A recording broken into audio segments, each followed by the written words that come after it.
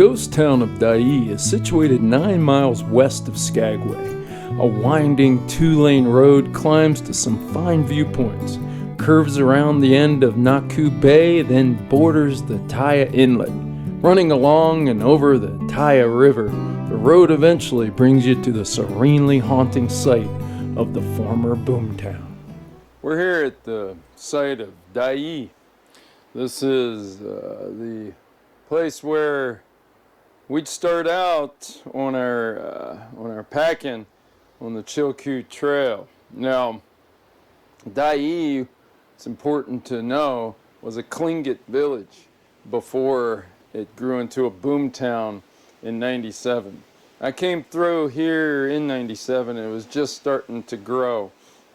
Pretty place this is. I came on the White Pass in '98, so didn't see her. It had grown with hotels and such by '98, and then it just started to fizzle away. Originally, this was a seasonal fishing camp and trade trip staging area for the Tlingit people. Schwatka's expedition, studying the terrain and native people, stopped in Dyea in 1883.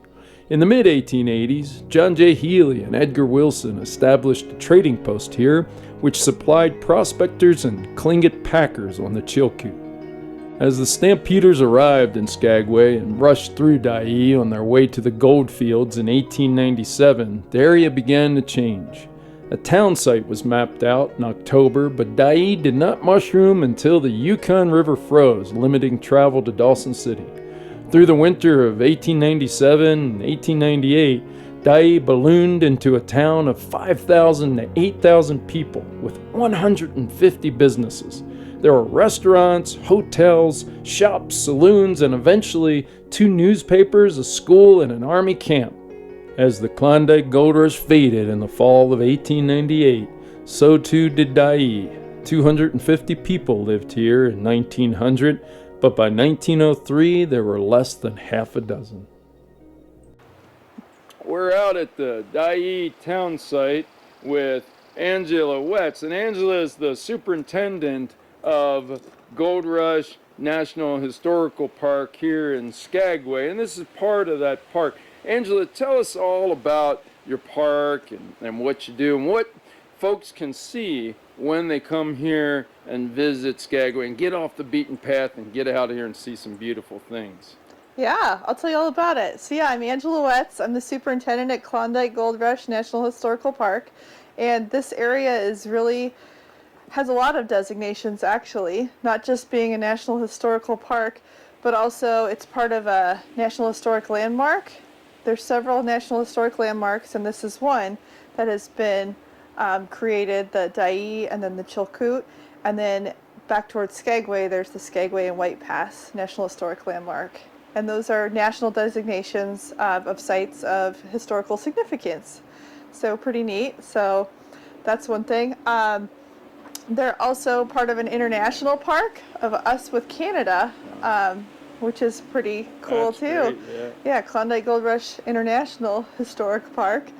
So we work a lot with Parks Canada in our management up the Chilkoot Trail, which you'll hear about. So here, this is the Dyea Historic Town Site. So this was a boom town. Back in the day, all sorts of businesses here, real estate offices, bars, hotel. It had the biggest hotel in Alaska for a while.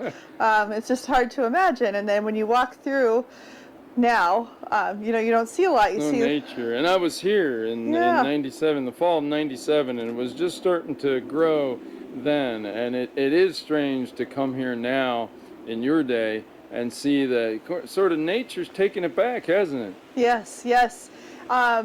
Not only just the time and nature taking it back, but also the river. That's one of the management concerns that we have here. Is it is eating away at the town site over time. But you are able to come experience it and see some archaeological resources just in the ground. It's a giant museum, see the remnants of the buildings. And there's a whole trail system in the town site that follows the street grid. So you just like you were walking down the streets of Dyea back in the day. Oh, nice. Yeah, I did see a sign just through the trees there. 2 important cemeteries are situated near the Dyea town site and worth a stop. On the short path from the road, you'll first come to a few headstones where some longtime Dyea residents are now buried. All these graves were moved here from the original Dyea cemetery in 1979 due to flooding. A granite monument honoring Native people who died in the area also resides here. Continue along the path and you'll enter the Slide Cemetery, where 52 markers honor many of the men who died in the Palm Sunday avalanche of April 3rd, 1898. The deadliest event of the Klondike Gold Rush, 3 snowslides took the lives of 65 to 100 stampeders that day. Rescue operations continued for 4 days, and most accounts indicate that only about 10 men were found alive.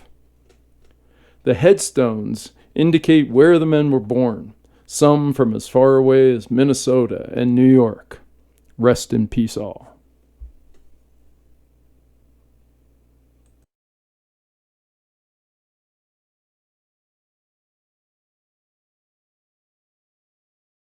Here you'll see we have a nice wayside here, but it shows you the Harriet pulling some remnants of what is left of the homestead that was here. She had cows on her homestead. Did you see on the sign there? I see some beeves here. I know beeves. Yeah. That's for sure. So we have a whole crew that does all sorts of different things within the park, but one of them is archaeology, and here you can see some of these signs of the past. And over time we study them, we figure out what it would have been like here.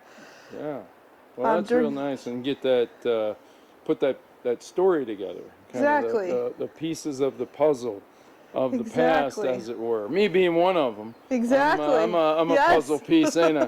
Where I can tell people what it was like. That's what I'm doing here.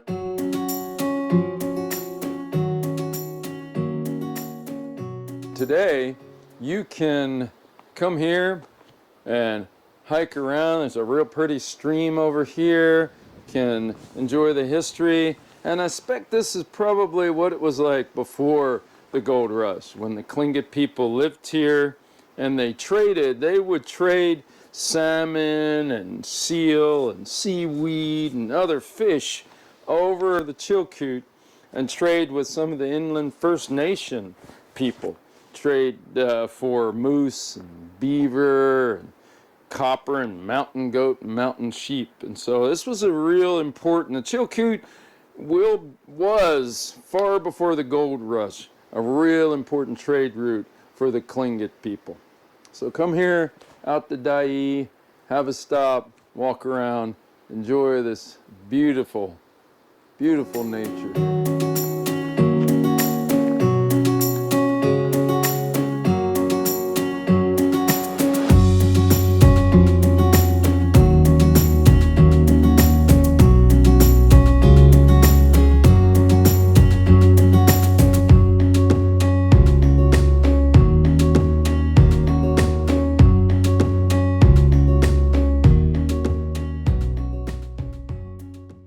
Angela, we're here at the trailhead for the Chilkoot, are we not? Tell us about that. Yes, so this is the Chilkoot Trailhead. You'll just head down the trail here. There's a register as you go a little bit farther. You can day hike on the Chilkoot, just go for a stroll. Otherwise, if you want to go on an overnight, you would register through our registration system, which we share with Parks Canada.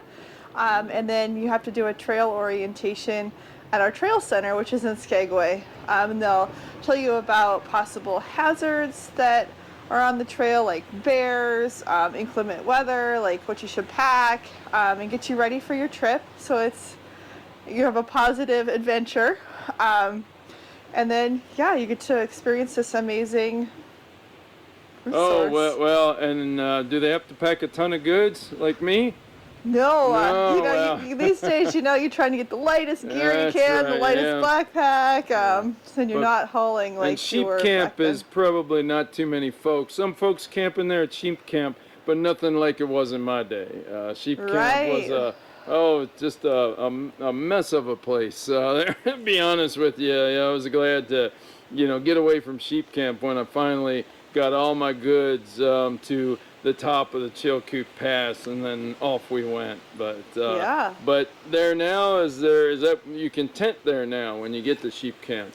Yeah, we've got tent pads that are there. Oh, There's yeah. a ranger station if you need help or need to talk to a ranger. That's usually where they're stationed out of, is sheep camp.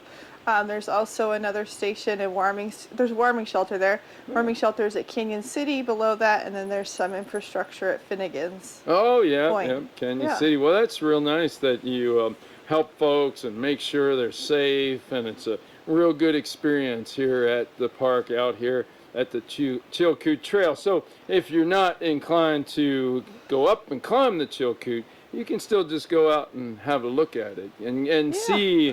see that golden staircase, right?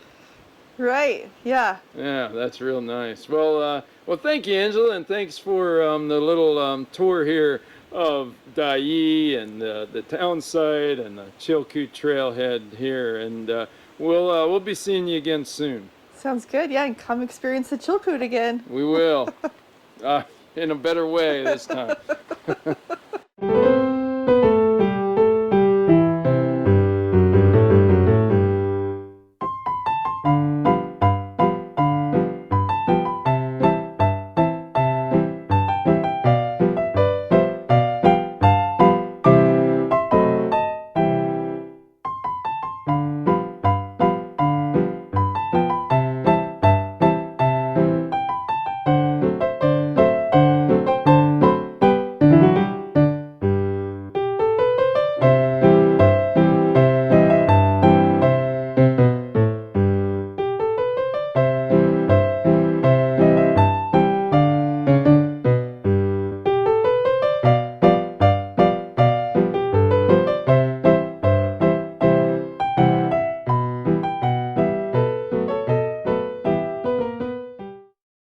Less goods and probably some better food. I think more than beans and bread.